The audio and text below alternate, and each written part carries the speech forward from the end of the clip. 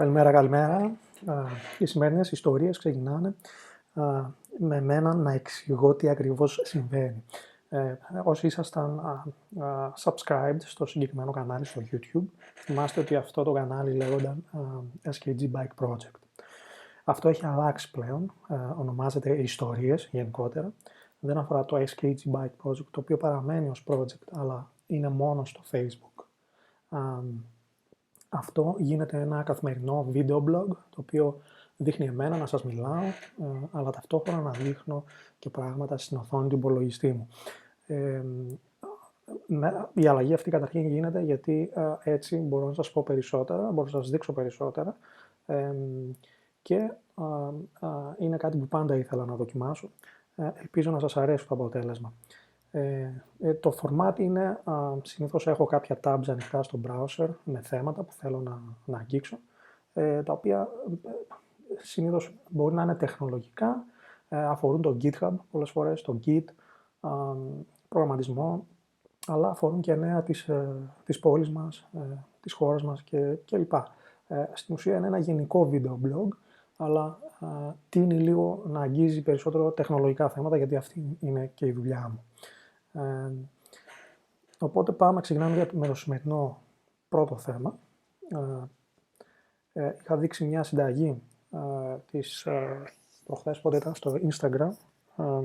Ήταν χοιρινή μπριζόλα λαιμού μέσα σε λαδόκολλα που την κλείνεις έτσι σαν πουγγί και την ψήνεις στο φούρνο. Ήταν λίγο πείραμα και λίγο βασισμένο σε παλαιότερες συνταγές που ήξερα και η οποία τελικά βγήκε πολύ νόστιμη. Και έχω φτιάξει εδώ πέρα τη συνταγή, για την ώρα είναι στα αγγλικά, αλλά θα τη βάλω και στα ελληνικά. Μπορείτε να τη δείτε και να τη δοκιμάσετε. Θυμάστε, δεν ξέρω, οι παλιοί, τέλος πάντων όσοι έχουν την ηλικία τη δική μου, αν θυμάστε το Ρόκι, τη σκηνή, την οποία ξυπνούσε έτσι αγροξυπνημένος το πρωί και πήγαινε και έπινε πόσα δεν θυμάμαι αυγά ομά.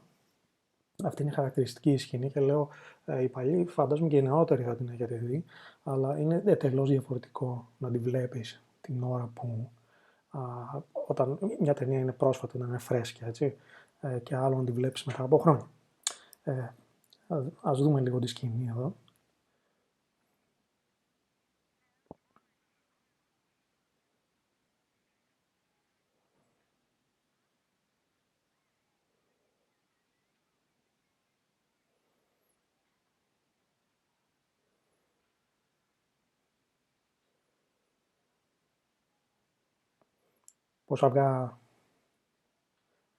Πόσα αυγά μετρήσατε μέχρι τώρα, βρε. Τι έγινε, ρε φίλε, τη χολυστερίνη σου να.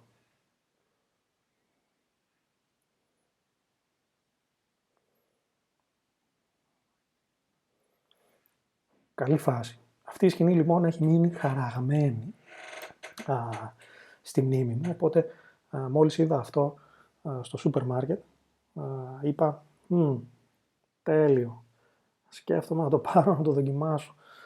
Οπότε τώρα μετά το ποδήλατο, στην ουσία είναι αυγά, παστεριωμένα φυσικά, όχι έτσι πως τα τρώει ο Ρόκι. Το συγκεκριμένο είναι με γεύση μπανάνα και αμέσως μετά το ποδηλατάκι είναι ό,τι πρέπει, pure protein. Anyway, πάμε σε μια είδηση που μόλις διάβασα πριν από λίγα λεπτά. Ξαναξεκίνησαν, λέει, εργασίες στο μετρό. Ο μετροπόντικας, λέει, ήταν ακινητοποιημένος, λέει, για 4 χρόνια, δεν έκανε τίποτα, να πούμε, και έπιασε πάλι δουλειά. Ηρακλή το λένε, λέει. Θα κινείται, λέει, με ταχύτητα 10 μέτρων ανά ημέρα. Έχουν βρει, λέει, κονδύλια, χρήματα για οποιαδήποτε αρχαιολογική εργασία πρέπει να γίνει εκεί πέρα στον χώρο. Και κάτι και καλά, λέει, η Θεσσαλονίκη θα έχει μετρό το 2020. Ελπίζω οι ιστορίες να υπάρχουν μέχρι τότε και να τα ξαναπούμε. Πάμε λίγο με 2 θεματάκια GitHub related. Το πρώτο είναι GitHub βασικά καθαρά. Έχει βγει η έκδοση 2.8, μεταξύ άλλων, εκτός από τα parallel fetches of submodules, τα οποία δεν ξέρω πόσους αγγίζουν, δεν ξέρω πόσοι από εσάς χρησιμοποιείτε submodules.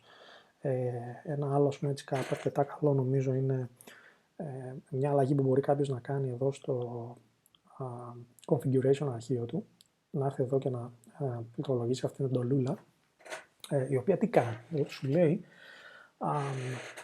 αν τυχόν πας να κάνεις commit σε ένα repository, το οποίο για το χύψη λόγο δεν έχει configured στα local ή ακόμα και στα global settings το email address, το οποίο είναι σημαντικό, γιατί η συμπεριφορά του Git μέχρι τώρα ήταν να προσπαθεί να μαντεύει και να φτιάχνει ένα τρελό δικό του email address, εάν δεν έχεις βάλει το δικό σου το προγραμματικό, με αποτέλεσμα να δημιουργείς commits με άσχετα email addresses, με τελικό αποτέλεσμα, δυστυχώς, να πηγαίνουν στο GitHub και να μην είναι συνδεμένα αυτά τα commits με τον προσωπικό σου λογαριασμό.